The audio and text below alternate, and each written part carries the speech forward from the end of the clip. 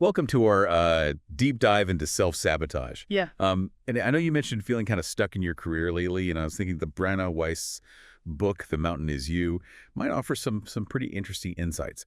So we're going to unpack that whole book for you, focusing on why we get in our own way, how to actually spot those patterns, Mm. and then what we can actually do about it. It's interesting you mentioned feeling stuck because one of Weist's most powerful ideas is that, we actually create our own obstacles. Mhm. And she actually calls this The Mountain Is You, which is also the title of her book and the first chapter that we're going to be diving into. Okay, I am already intrigued. But before we climb that mountain, maybe we should define exactly what we're even up against.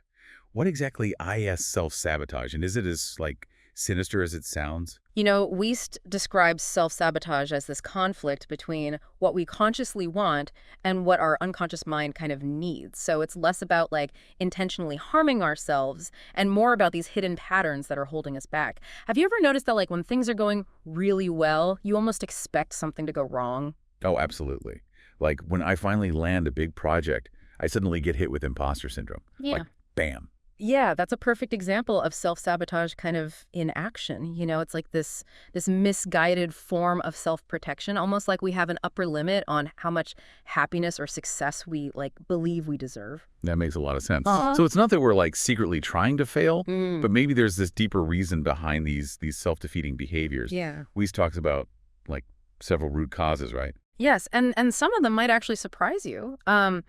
One major culprit is actually irrational fear. We sabotage ourselves out of fear of the unknown, even if that unknown is positive change. Think about your career goals. You mentioned, wanting to start your own business, but you're also feeling a bit hesitant.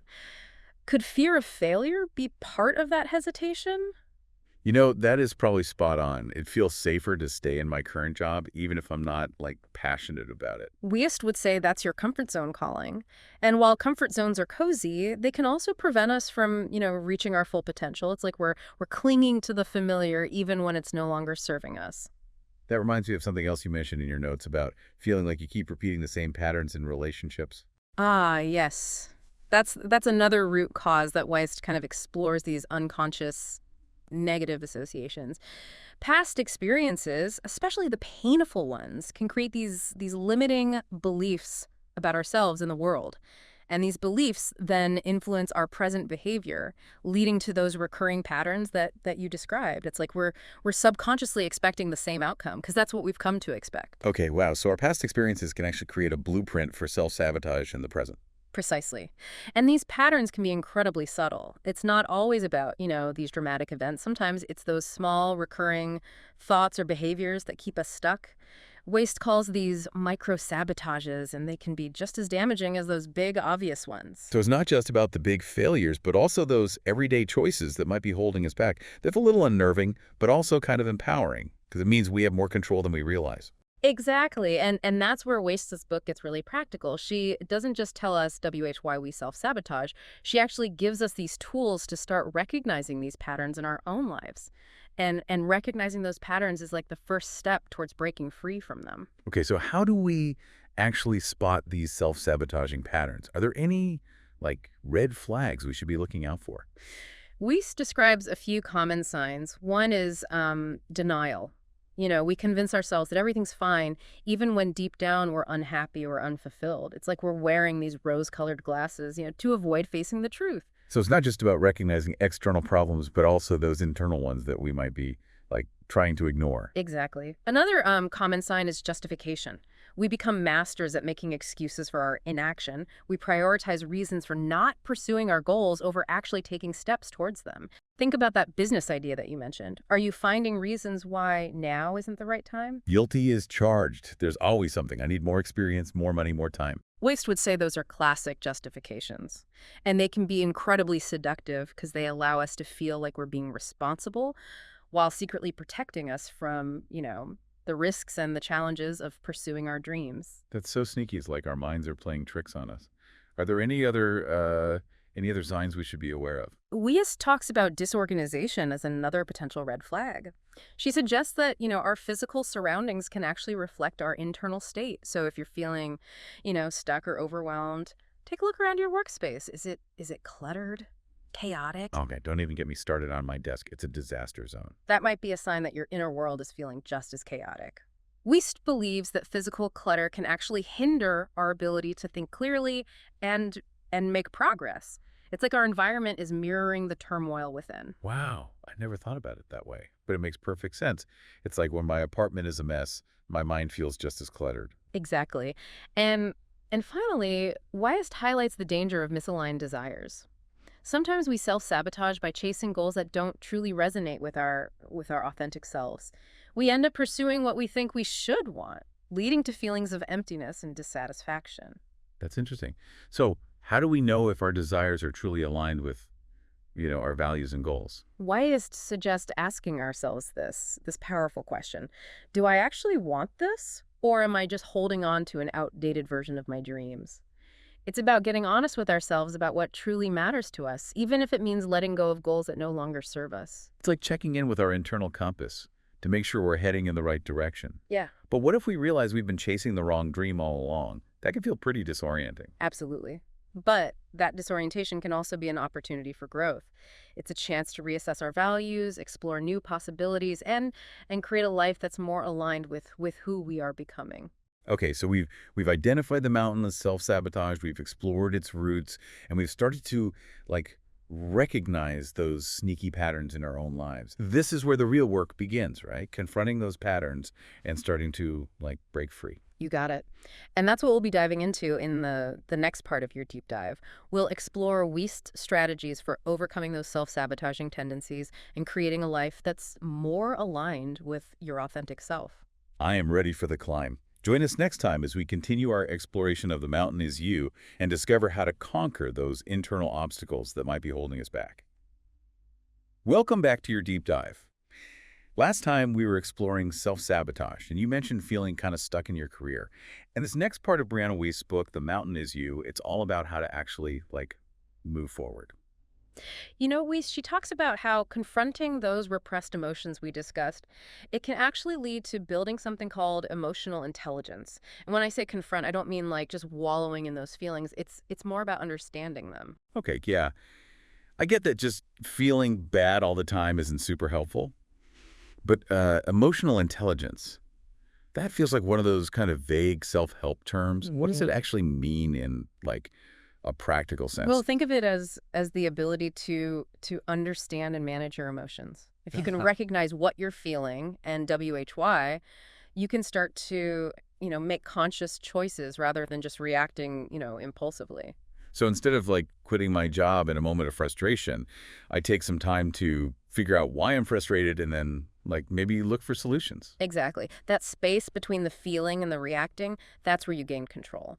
Weiss would call that a major win in the self-mastery department. It's not about suppressing emotions, but becoming more aware of them. Okay, that makes sense. But let's be honest, big changes can be scary. I'm much better at starting things than actually finishing them, way better. Well, Weiss has something for that, too. She Yeah. talks about the power of what she calls microshifts, these small, consistent changes that can actually lead to huge e-breakthroughs, over time.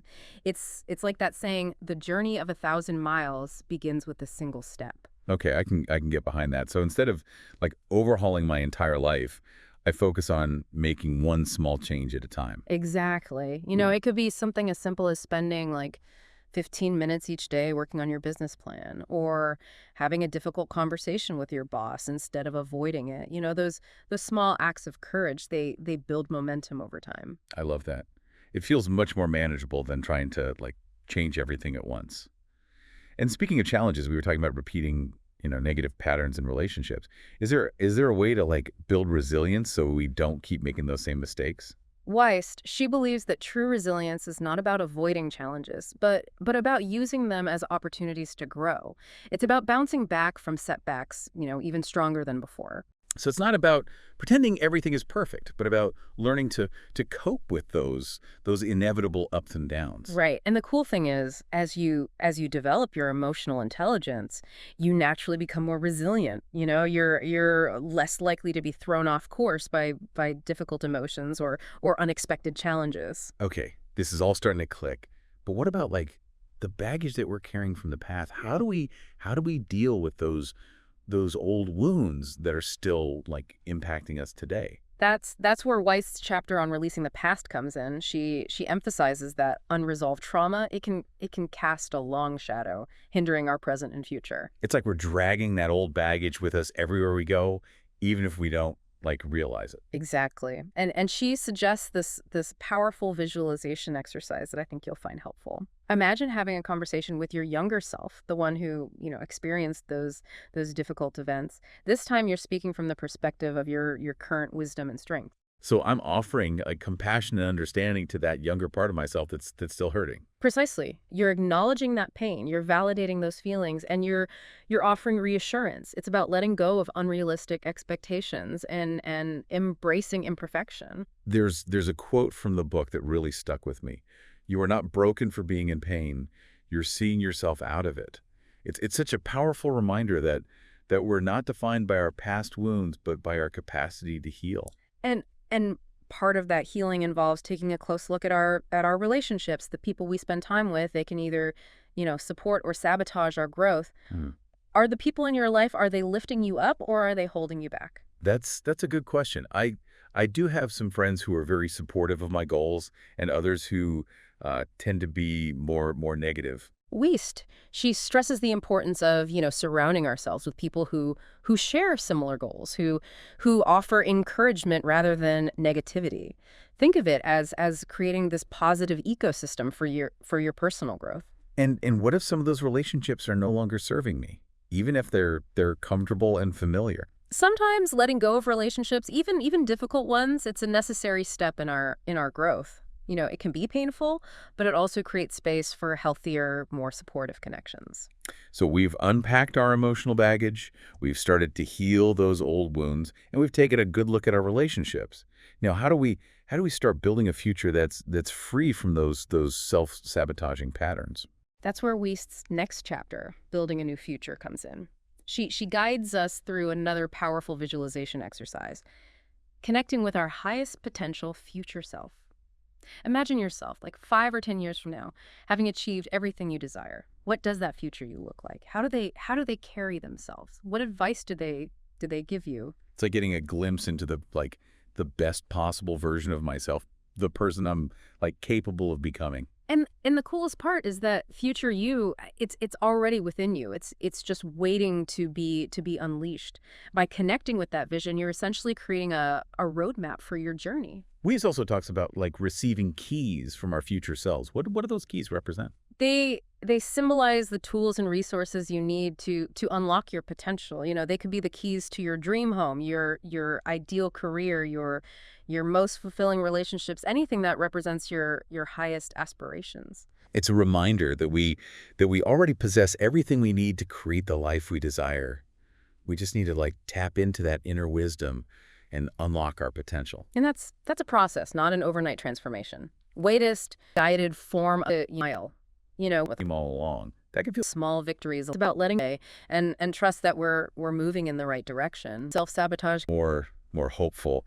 But I'm also realizing that this journey takes effort. It's not just about visualizing a better future. It's about doing the work to create it. You've got it. And that work, it involves cultivating self-mastery, which is, say, that's your comfort zone. Next time we'll explore Weist's strategies for, mastering our emotions, setting aligned goals, and finding our true purpose. I can't wait to dive in. Join us for the final part of your deep dive as we explore those empowering final chapters of The Mountain is You. Welcome back to your deep dive. We've been unpacking Brianna Wiest's The Mountain is You, and you mentioned in your notes that you're really eager to start actually taking action on your goals. So in this final part, let's dive into Wiest's insights on making that leap from, just understanding self-sabotage to actually overcoming it. You mentioned earlier that you're great at starting things, but not always the best at finishing them. Yeah. Wiest addresses this directly, emphasizing that self-mastery is really about choosing how we respond to our emotions rather than letting them, control us. It's like that classic advice about not believing everything you think. Yeah. Just because I feel overwhelmed doesn't mean I have to give up on my goals. Exactly. We can't always control what we feel, but we can control how we react. Wiest makes a distinction between controlling emotions and suppressing them. It's not about pretending we don't feel negative emotions, but rather about learning to navigate them without letting them, derail us.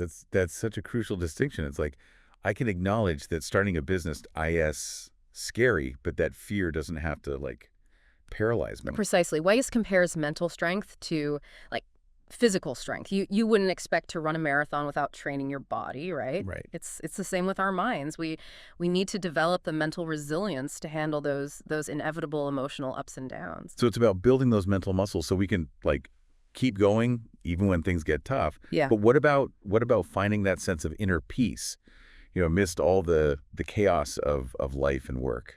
Weiss believes that true peace is not, the absence of challenges, but the ability to stay, grounded and centered even when things are difficult. It's about cultivating a sense of inner stability that can weather any storm. That reminds me of something you said earlier about having an upper limit for happiness. Is it possible that we're afraid of that inner peace because it feels like unfamiliar or even like undeserved? That's a brilliant insight. Weiss talks about how we often create our own obstacles because, we're afraid of what might happen if we actually achieve our goals. It's like we're subconsciously expecting something to go wrong, so we sabotage ourselves before it can, happen. So how do we break free from that pattern? How do we overcome that fear and allow ourselves to experience true peace and fulfillment? Well, Weiss offers several practical strategies. One is to practice mindfulness, simply paying attention to our thoughts and feelings without, judgment. It's about creating a space between the stimulus and the response, allowing ourselves to choose how we want to react. So instead of immediately spiraling into like anxiety when I encounter a problem, Yeah. I take a moment to observe those feelings and then choose a more, constructive response. Exactly. And remember those microshifts we talked about. Yeah. They're not just for external actions, they work for our inner world too. Each time you choose a mindful response over a reactive one, you're strengthening those mental muscles and building resilience. Okay, so we're practicing mindfulness, we're building mental strength, and we're cultivating inner peace. But how do we translate all of this inner work into concrete action?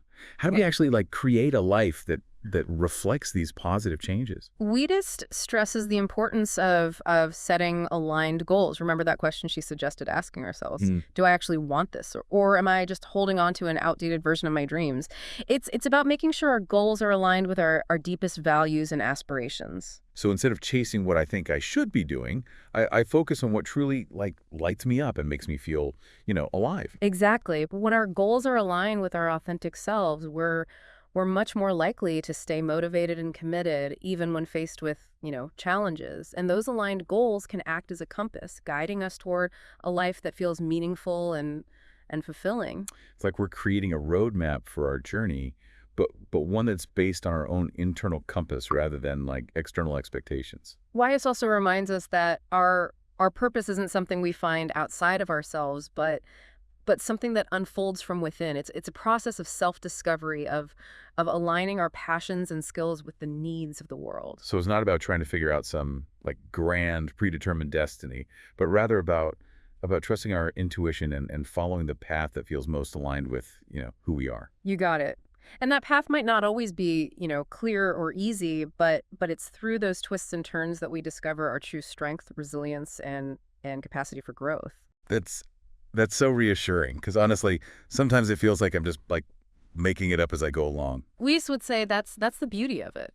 Life isn't about having all the answers. It's about embracing the mystery and trusting that the journey itself will lead us to where we're meant to be. Okay, so we've covered a lot of ground in our deep dive into self-sabotage. We've identified the mountain, we've explored its roots, and we've equipped ourselves with tools to overcome those internal obstacles. As we wrap up, what are some of the key takeaways you hope listeners will like carry with them? I hope they remember that self-sabotage is not a sign of weakness, but a misguided form of self-protection. By understanding the root causes and developing emotional intelligence, we can start making choices that align with our authentic selves. And remember, the journey is just as important as the destination. It has been an incredible climb. For anyone listening, I highly recommend picking up a copy of The Mountain Is You and continuing your own exploration of self-mastery. And remember, you already have everything you need to create a life you love. Just start taking those micro shifts one step at a time. Until next time, keep diving deep.